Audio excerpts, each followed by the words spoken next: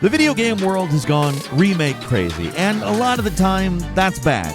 Not every game needs a remake or a remaster. You can just port them to new consoles or make them work on PC. But a lot of games really do need remakes, and, well, quite a few aren't getting them. Hi folks, it's Falcon, and today on GameRanks, 20 game remakes we desperately need.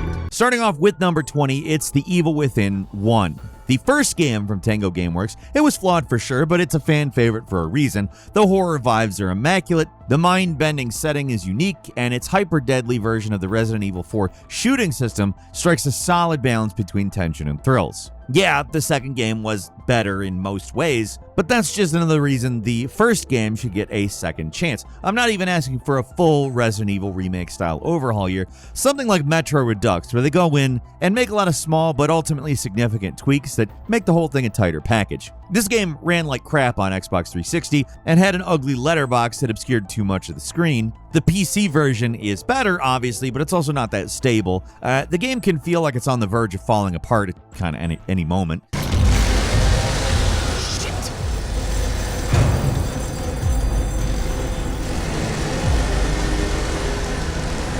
So having a version that actually works most of the time and doesn't obscure itself with useless letterboxes, particularly due to playing it in a higher resolution, I mean, combine that with a stable frame rate, that'd be real nice. Unfortunately, the remake of Evil Within is unlikely, as Tango Gameworks was acquired by Krafton. They got the IP of Hi-Fi Rush, but not the Evil Within. That's still with Bethesda, so it's owned by Microsoft. Hard to imagine they'll do anything with the IP without Tango around, but I mean, they retained it for a reason, right? Anything's possible. The Evil Within Re-Eviled Edition or whatever, that would be perfect for Game Pass, and frankly, I'd be on it day one.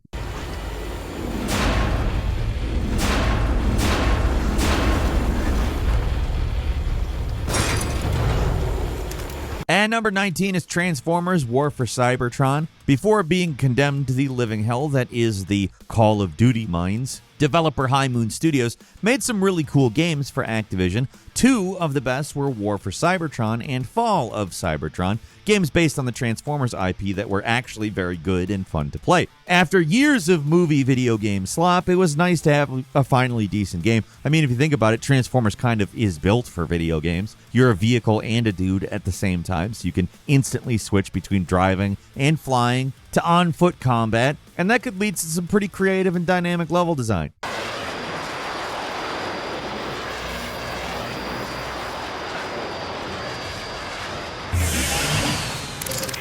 For the first game, War for Cybertron, it had two separate co-op campaigns, and they were great. You played as the Decepticons or the Autobots, while the second had a more traditional campaign where you just bounce back and forth between each faction. In some ways, the second game is better. The shooting is definitely tighter, and the campaign has better set pieces, but the original feels a little more complete. It's longer, and it doesn't feel so rushed at the end. So if it were up to me, I'd bring back both games in a collection with all the modes intact. Remakes and remasters hate bringing back multiplayer modes for whatever reason, but for this game, multiplayer is a requirement. It wasn't necessarily balanced, but it was fun as hell. These games are just fun arcade shooters that deserve a second shot at life. They're not complex or even that unique, but who cares? They just do it right.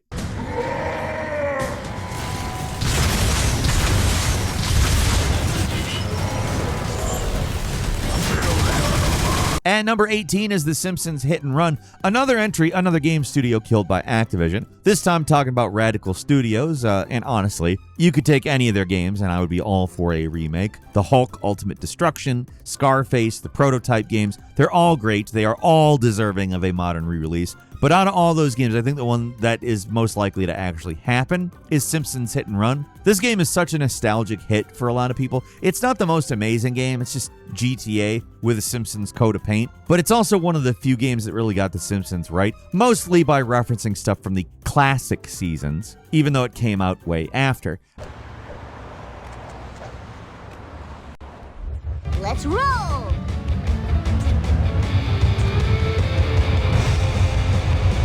Move it or lose it, tool.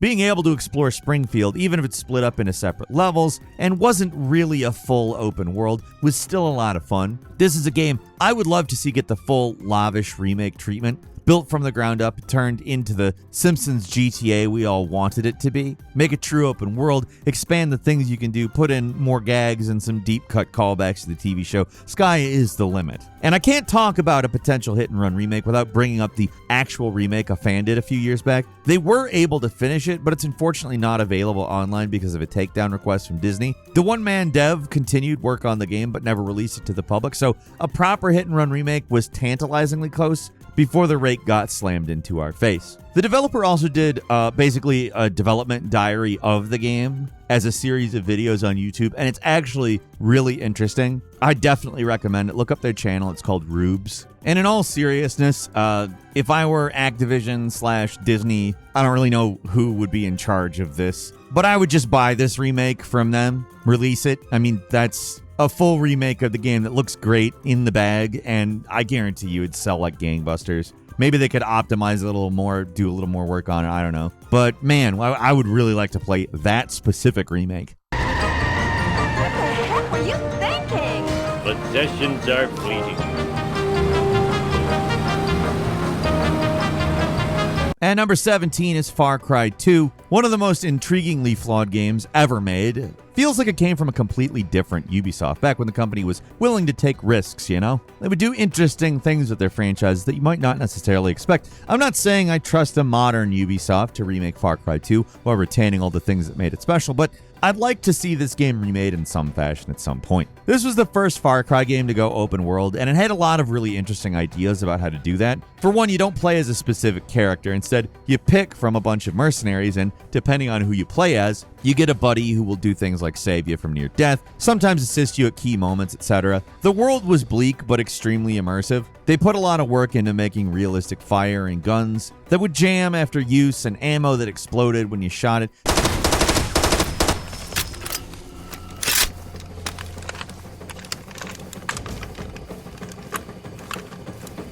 The game was super reactive. At the best of times, it almost felt like an immersive sim. The game had a lot of bad or just plain weird parts, though. Controls in general were pretty awkward. The missions were repetitive. Empty checkpoints fill back up with guards the second you turn your back on them. And that gets real annoying because it can't be avoided. All the roads are kind of just corridors. Everyone talks too fast for whatever reason. Maybe it was a space requirements thing. They were like, hey, everybody say your lines about 1.5 speed. You know, there's a book I read a long time ago. Still think about it every day. It helps me understand life out here. The book talks about men, about what motivates them. Simple, really. We need to save some megabytes. Either that or they're paying the voice actors like by the minute. I don't know. It was a weird choice. If it ever does get a remake, just fix all that. Leave in everything we actually like, the dark story, the bleak setting, the buddy mechanics, the immersive stuff like the in-game map, the fire effects. All that stuff can stay. Just get rid of the annoying stuff. And this needs to be some friction to sell the tone, but they can make things like getting malaria much less annoying. It can just be a story thing, or make it so the doctor will give you more than one pill at a time. Far Cry 2 is a weird and interesting game that's really close to being something great. Given the time, a remake could iron out those imperfections, and it can really be the ultimate feel-bad game. And number 16 is Jet Set Radio Future. One of the best games on the original Xbox is still trapped there. Yes, you can play it on the 360 with backwards compatibility, but you have to have the physical disc, and the performance really isn't that great. The original Jet Set Radio got a modern release, and you can play that on PC and Steam right now, but Future is nowhere to be found. It sucks because even for as old as the game is now, it still holds up. The cartoony graphics still look great for the most part. The controls are solid. The gameplay is arcadey and fun. The soundtrack is still an all-timer, an all-around great game.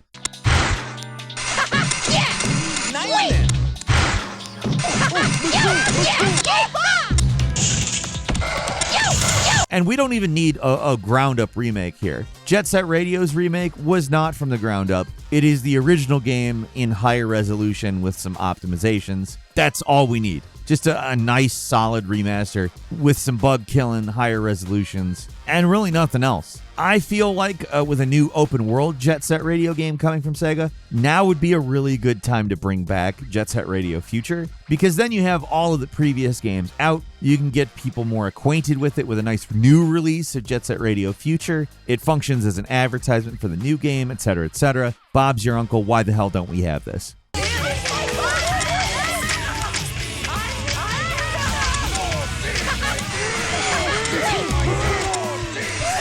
At number 15 is Alpha Protocol. Obsidian's cult classic spy RPG is heavily flawed but highly respected for a good reason. It's the perfect sort of game for a remake. Keep the super reactive branching story, revamp the actual gameplay into something that's a little more, actually fun. And fans of the game, we're here for the interactive storytelling and the solid presentation of those segments, not the annoying sneaking segments in between. The gameplay is the stuff you have to get through to enjoy Alpha Protocol, which is not how games typically work.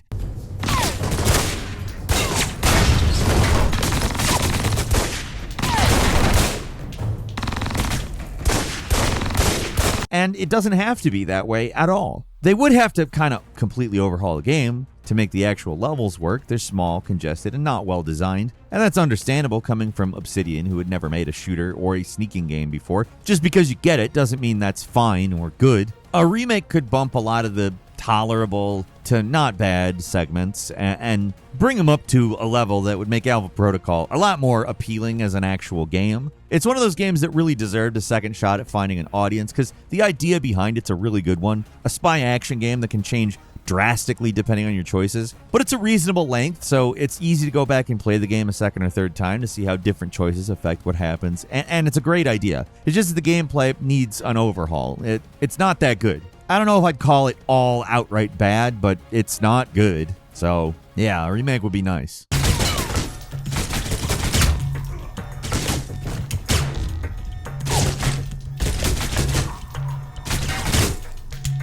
At number 14 is the original Devil May Cry. There's an argument to be made for remaking any of the 3 PlayStation 2 entries of the series. DMC 1 is pretty archaic to go back to these days. DMC 2 sucks, so a remake could fix that. And DMC 3 is awesome, so getting a full-blown Resident Evil-style reimagining with Devil May Cry 5 level graphics would be sweet as hell. In a perfect world, I would like to see all 3 games remade, both expanded and improved to make them more in line with the 5th game. But if I had to pick one, I'd go with the original. The first is extremely short, and it's almost a prototype of an action game, but its story is an essential part of the overall plot of the series. It introduces most of the major characters and the spooky mansion setting. It's great. I mean, how can you complain about that? It's a weird game because it has a little more in common with Resident Evil than a full-blown action game at times.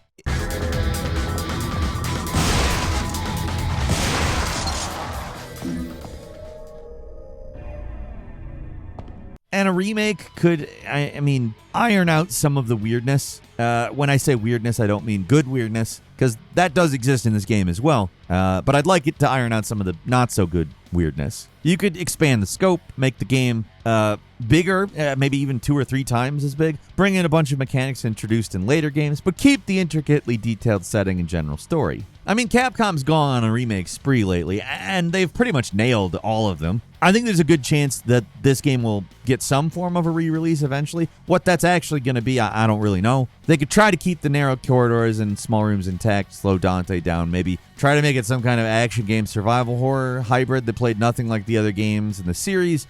They could really do anything they wanted. It's a lot more simple than the other games, so they could probably start from that template and go in basically any direction. It would probably work as long as the action felt right. Personally, I prefer they took the obvious route and basically plunked it into the DMC5 template. But if they went in a different direction for some inexplicable reason, I would not automatically be against it.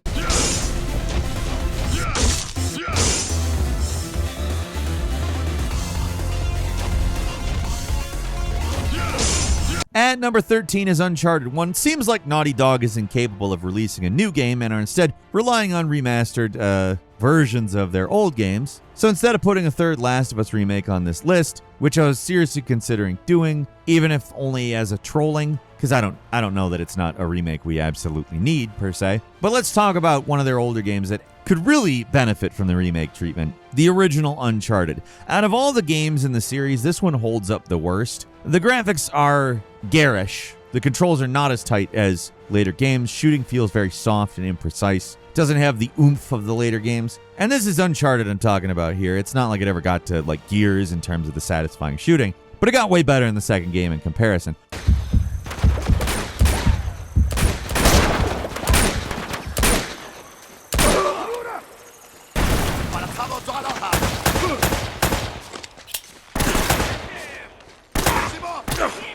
So the thing about Uncharted is, while it is a little clunky, there's a lot of stuff that really does hold up. There are some fun set pieces. They don't really hold a candle to anything in the sequels in terms of scope, but they're quite entertaining. Some of the character moments are endearing, but if I were in charge of a remake, I'd rebuild it from the ground up. I don't mean like a graphics pass like Last of Us Part 1. I mean a full remake to make the game longer, expand the stories, put in a few more set pieces and puzzles, just redo the whole thing. There's a really solid base to work with. I particularly like the semi-horror setting of the last part of the game, but even though the game didn't come out at launch for the PS3, it really has that launch game feel. Kind of more of a technical showpiece, a proof of concept. Now, I would call it probably among the best of those, but it could have been bigger, could have been longer, could have been better, and there's no reason it shouldn't.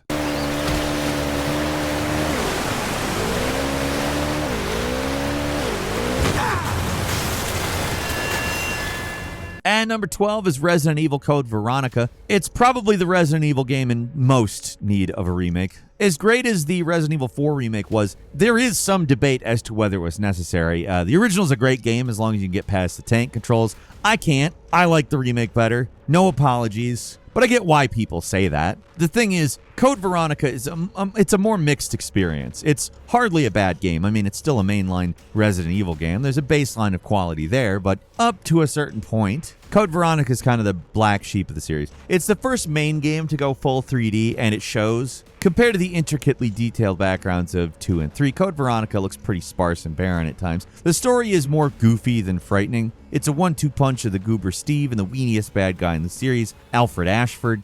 You don't fool me! I am Alfred Ashford, commander of this base. Oh? It's not great, but the story is also important because it's the first post-Resident Evil 1 appearance of Albert Wesker, and it's the game that gives him the Matrix powers, basically. That makes Code Veronica, Resident Evil 4, and Resident Evil 5 sort of a de facto trilogy. So if they're going to redo 5, which I anticipate they will, it makes a lot of sense to do Code Veronica as well. This one deserves the full remake treatment, though. Do to Steve what they did to Carlos for the Resident Evil 3 remake. Make Alfred threatening at all, completely rework the puzzles and progression, get rid of the stupid metal detector that doesn't need to be there. In fact, just cut out a lot of the tedious backtracking in general. It's not a Metroidvania. It kind of wants to be a Metroidvania, but not a whole lot, and because of that, it's half-assed and does not work. It doesn't ruin the game, but it's tedious as hell. I'm emphasizing the negatives kind of to make a point. The game is not bad. It's definitely not as good as 1, 2, or 3, but it's a solid entry in the series, and I'd like to see a new coat of paint on it. Like, they already have a Claire and a Wesker model. What's stopping them? Looks cool, huh? Oh, I need those. Give them to me. You gotta be kidding.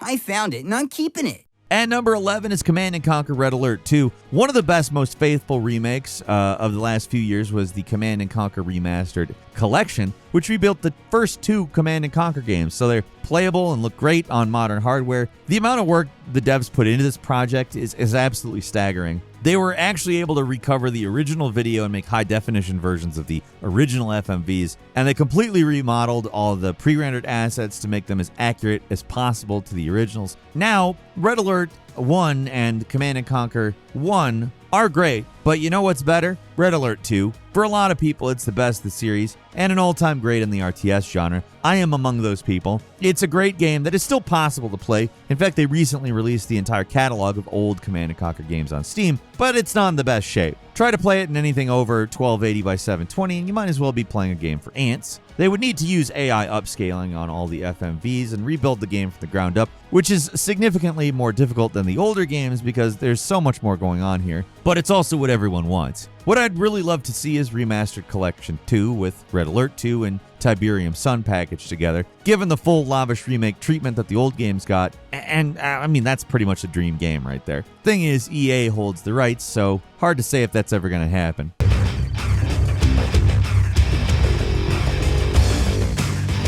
Closing in.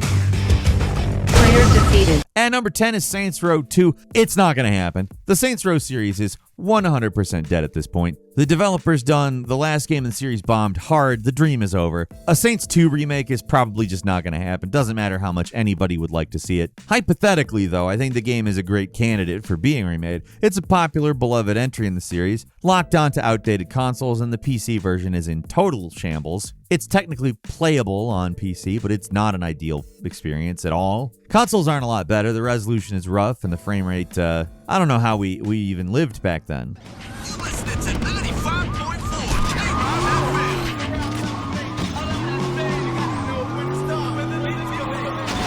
FM. At the most basic level, I'd like to see a remake, like Saints Row 3, where they just clean it up a little, improve the graphics a little bit, bump up the resolution, just do a little modernizing. But I don't think I'd be too upset if they went the full-blown remake way that leans into all the stuff that made the game great. But, I mean, really, all they need to do is make it so that it works correctly and looks decent on both PC and consoles. I mean, that's really all it needs.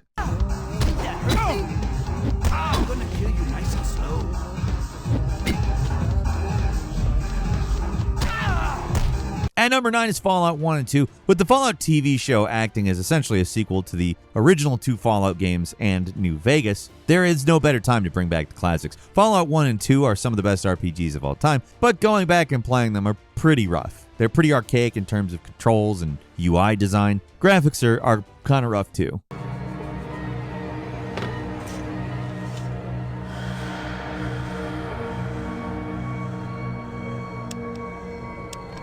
There's 2 routes you could go for the remake. Either go full Bethesda, remake them as 3D open world games. I mean, that would require everything being made from the ground up, and that would be a lot of work. Or you could go the Diablo 2 Resurrected direction, convert everything to 3D but keep the isometric view. You know, as close to the originals as possible, make it so everything looks 10 times better. Heck, do what that game did and make it so you can switch between the new graphics and old at the push of the button. That'd be pretty badass. Just make it possible to control with a controller, make some optimal improvements to combat and balance, throw in a few Easter eggs. That'd be great. I'd probably prefer that option versus going full 3D Bethesda. As much as I love the post-Fallout 3 games, I don't know how the first 2 would work in that setting. You'd basically have to make 2 new games, and I don't see Bethesda or really anyone else doing that. Maybe if you're a particularly motivated fan, but not the actual developer.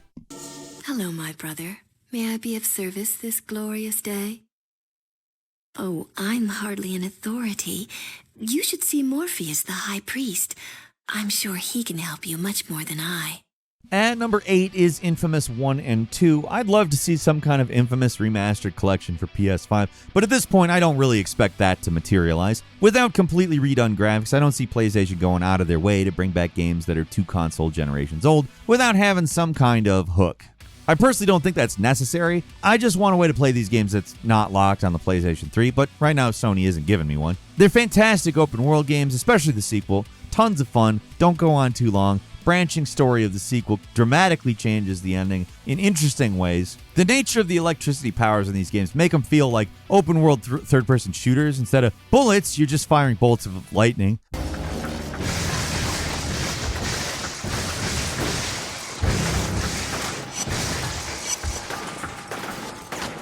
But the movement abilities and great mission design makes these games tons of fun to play. Another reason I'd love to get some kind of remastered collection for these games is, I mean, there's a lot of lost content, like the Festival of Blood DLC for Infamous 2 that cannot be obtained anymore now, and it's not going to change until it's on some other platform because the PS3 network and store, it's just down, it's gone. That's just lost media and can only be played on a console if you've got one modded or you downloaded the DLC before the store closed. It's a good DLC too, so it's really disappointing nobody can play it without having to put a lot of extra work in to mod the console, download the DLC online from some sketchy website and figure out how to make it work. All the player-made content for the second game is gone as well. That's never coming back, but at least everything else could be preserved. I really want a convenient way to play these games on modern hardware. That's really all I'm asking for here.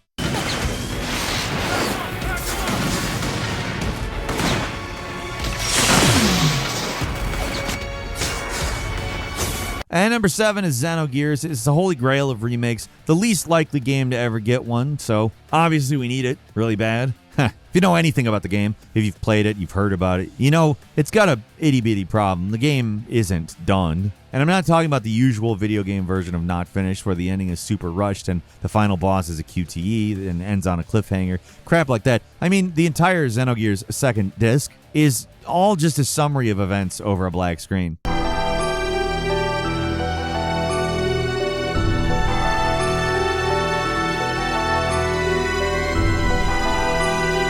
Sometimes you get to play through a dungeon or do a fight that the developers actually managed to finish, but huge chunks of the plot are delivered as lines of dialogue. World-changing events happen in a single line. That's how the entire back half of the game is presented.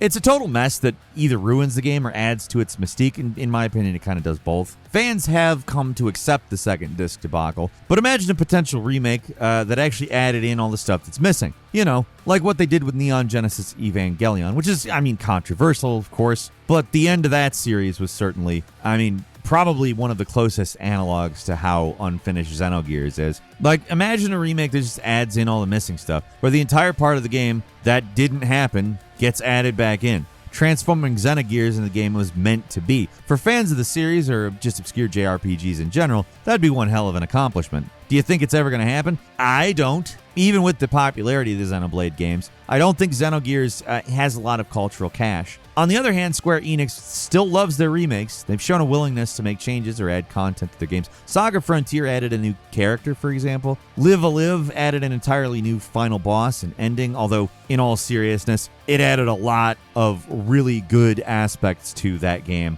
And it's a far cry from making a whole new second disc, but it's possible. Unlikely, but possible. And number 6 is Stranglehold. Remember this thing? This 2007 Midway published game was supposed to be the sequel to Hardboiled, one of the most insane Hong Kong action movies ever made. It's basically a video game already, so making a sequel as a real video game is a no-brainer. At first, it looked like it was going to be a gritty cinematic counter to the Max Payne series, but the end result was not anywhere nearly as good as those games. It's not bad, and it's got some fun ideas, so while I think there's no way in hell anyone would ever actually try to make this game again in 2024, it's fun to imagine what could have been.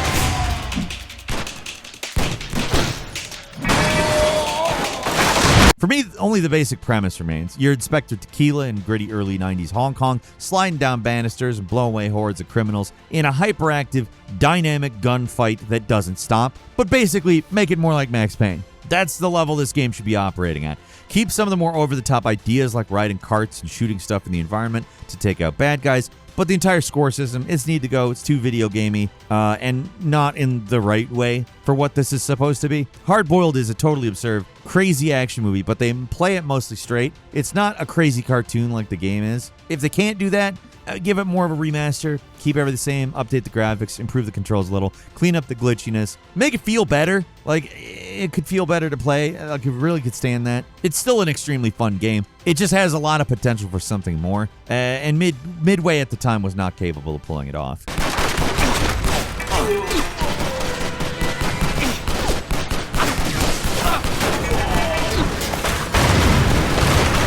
At number 5 is the Mega Man Legends collection. Capcom has pretty much done every other possible Mega Man collection under the sun, so why not this one? It's the last remaining series that needs some kind of re-release, other than like Star Force and oddballs like Command Mission. I'm not sure how they'd package those random games together, but these games are easy. Mega Man Legends 1, The Adventures of Tron Bonne, and Mega Man Legends 2, it's easy. Maybe throw in the weird demo game for Legends 2 that never came out in the West. These games barely need much updating. The visuals hold up surprisingly well for PlayStation 1 games. The only thing that needs to be updated is controls, turning using L1 and R1. That's not going to fly anymore.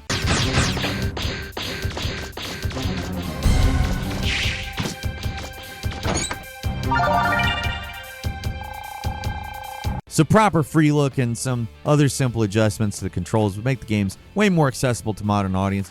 I don't even want to say modern audience. I think a lot of people would just appreciate that change. And to keep people happy who don't, leave the classic controls, and that's it. You got a great re-release.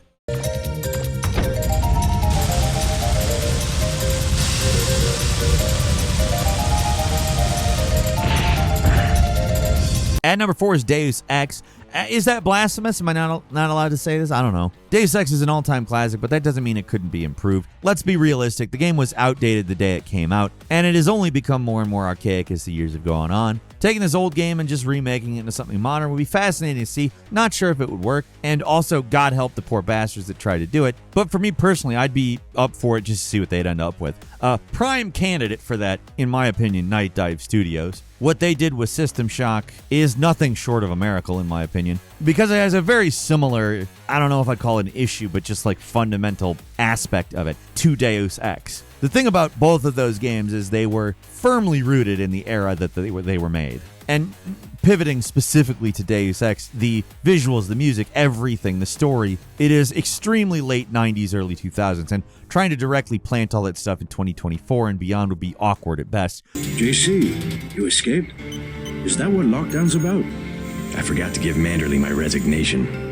I heard they killed Paul. Yeah. Done poorly, it could be a disaster. I mean, imagine a game with these Chinese accents coming out now. That it just doesn't work now. The absolutely terrible aiming you have in first person is not going to work either. In many ways, the original Deus Ex was lightning in a bottle. It's a game that's much more than the sum of its parts and was good despite itself. The world building is both dumb and brilliant. The way they combine conspiracy theories could have been laughable, but they're able to craft a credible world where there is some interesting digressions into sociology and philosophy. The gameplay takes some getting used to, but it's legitimately revolutionary. It was one of the first games to really let players play how they wanted. You could go loud, you could go quiet, you could sneak in from above or come in from the sewers. You could use special powers, you could be a hacker, you could be a lockpicker. It was a true hybrid between FPS and RPG. Also, it was huge. The original is so big that none of the sequels ever managed to be as long as it was, and that alone I would like to see in a remake. I would also just like to see a modern immersive sim with the size and scale of the original Deus Ex. I mean, I'd love that.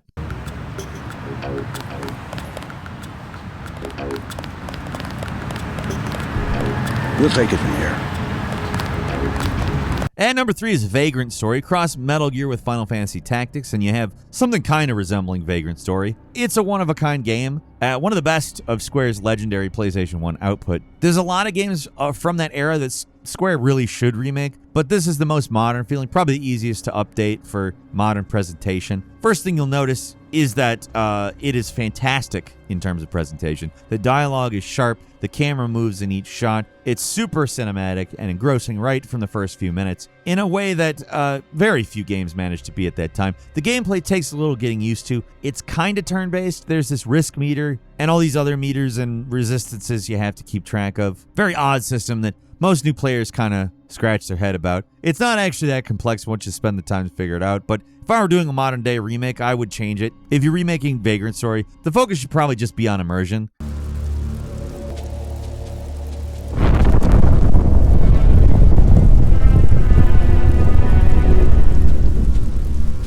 The dungeon crawling is the primary focus of the game, so combat should be complicated to a certain degree, but it needs to be exciting rather than confusing. How they should actually do it, I don't exactly know. Maybe they could make it a third-person action game like God of War, or make it a little more like the Final Fantasy VII remake with that hybrid combat system with his action but tactical decision-making. And by the way, I think that would work fantastic. I love that combat. It's probably my favorite modern Final Fantasy combat system at the moment. I don't know how exactly you do it, but if anyone was going to seriously remake Vagrant Story, I think that would be the biggest problem they'd have to tackle. I don't have a problem with the combat in Vagrant Story, but it's very of its time. That sort of thing doesn't really work in a modern game. The expectations we have in controls are just very different. And that doesn't make it bad, but it also doesn't make it the best thing to go back to. So, come on, Square. We even know it ties into other Square games. It makes perfect sense.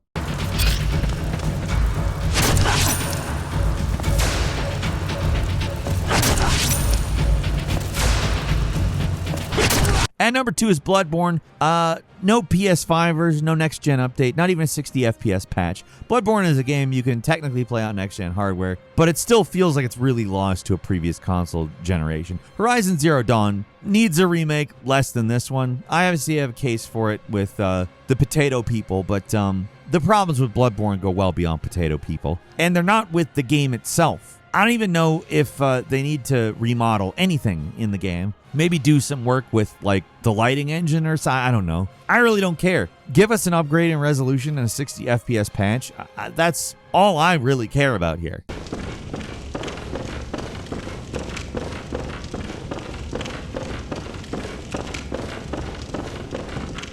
I don't know why Sony just refuses to not update this game. Could be some issue with From Software.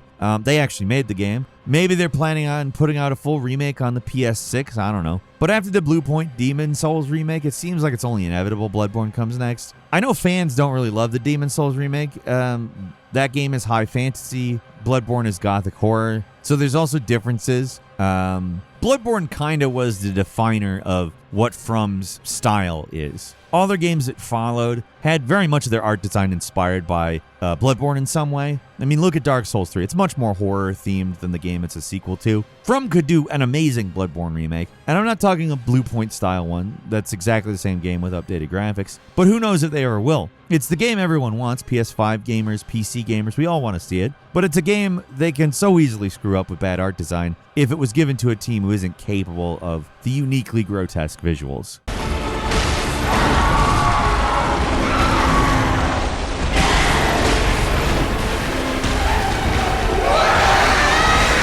And finally, at number 1, Kid Icarus Uprising. One of Nintendo's best games, many consider it a masterpiece, and is trapped on 3DS with controls that seem specifically designed to give an adult searing wrist pain. No other game in Nintendo's catalog needs a Switch remake as badly as this game. Graphics, I mean, they only need to be slightly better to put it in like with other Switch games, but the controls, the controls, they cannot involve a stylus. The humans are taking a beating. They need our help. Normally I'd agree with you, but What is it? do you remember how long the power of flight lasts? Get rid of that. That's all we really need or want. This action game is truly epic, but unless you have a working 3DS and a physical copy, the game is unplayable. The 3DS network is down, so you can't download it, and Nintendo has ended support entirely for the 3DS, so they won't repair a broken one. It's only going to get harder to actually play this game with every passing day. Even if you do have the system, trying to play it with the default controls is absolutely painful. Seriously, unless you got little kid hands, this game hurts. So what we need is a normal control scheme with stick aiming instead of forcing everybody to use a touchscreen. They could keep the touchscreen functionality if they want. I know the Switch barely uses it, but it does have a touchscreen on there. Just give us the opportunity to use real controls. That one tiny insignificant change would make this game not just playable, but really fantastic. I don't care about paying the Nintendo tax. I know it's going to be $60 for a slightly updated 3DS game ported to the Switch, but in the case of this game, it's necessary, not just to play the game, but to, play the game. In terms of compatibility and the controls, it is going to be a necessity at some point.